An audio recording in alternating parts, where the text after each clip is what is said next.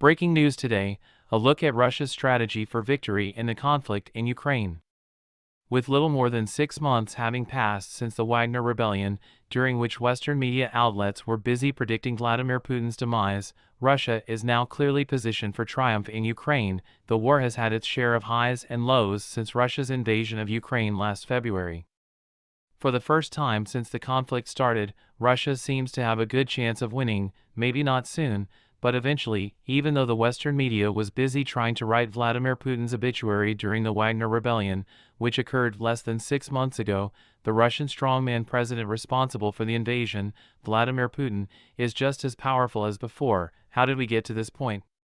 Is it still possible for Ukraine to shock everyone? Both armies are unable to drive the other from the territory they presently control, leading to an uncomfortable and expensive standstill in the conflict in Ukraine following the much-touted summer counteroffensive's catastrophic failure.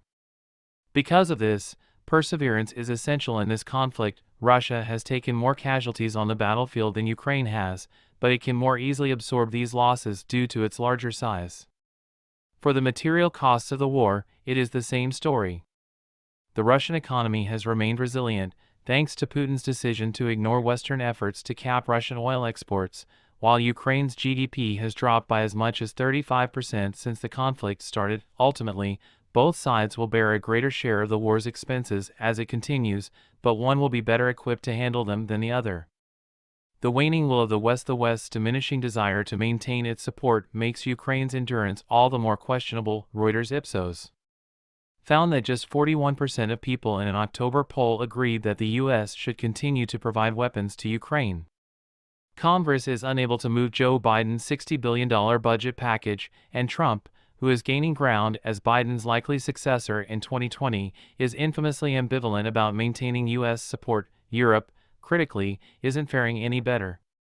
Italian Prime Minister Giorgia Meloni recently let slip the words Europe was weary, and a €50 million aid package is still stuck with Hungary and Germany due to budgetary concerns. There has been some tension between Poland and Ukraine as of late regarding grain exports. According to a recent editorial in The Economist, the West urgently needs to shake off its lethargy for both its own and Ukraine's sakes, yet, resources, both human and material, are only part of what it takes to endure. Soldiers and civilians alike must have faith that their sacrifices will not be in vain if they are to maintain a high morale while enduring the dangers of war and other daily struggles. Even here, Kiev is doing much worse than Moscow. Ukrainians are feeling down in the dumps due to the constant barrage of Russian military threats and the waning backing from Western allies. This pessimism is causing fissures to open up in the once unified political system because of his association with corrupt practices and scandals. President Volodymyr Zelensky has lost much of his charisma and support. Meanwhile, the nation is slowly but surely succumbing to war fatigue as the army falls short of its ambitious goals set out at the start of the summer offensive. However, things may be looking even better for Russia and Vladimir Putin now than they were when the war started. Putin is succeeding, according to the aforementioned piece in The Economist, because he has strengthened his position at home.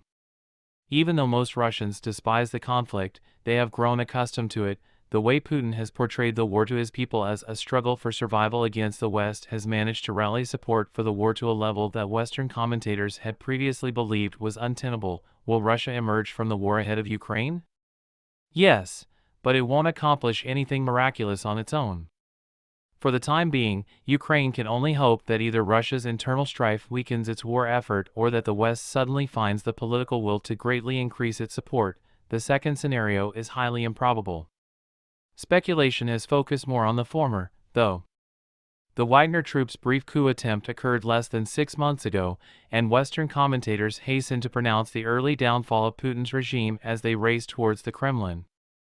The impending anarchy in Russia and how it would benefit Ukraine was the subject of numerous opinion pieces, but Putin was victorious. For the time being, he will most certainly remain in power. By 2025, the stress of leading a war might begin to affect Mr. Putin, according to The Economist. As a result of inflation, social spending cuts, and forced mobilizations, Russians may grow resentful.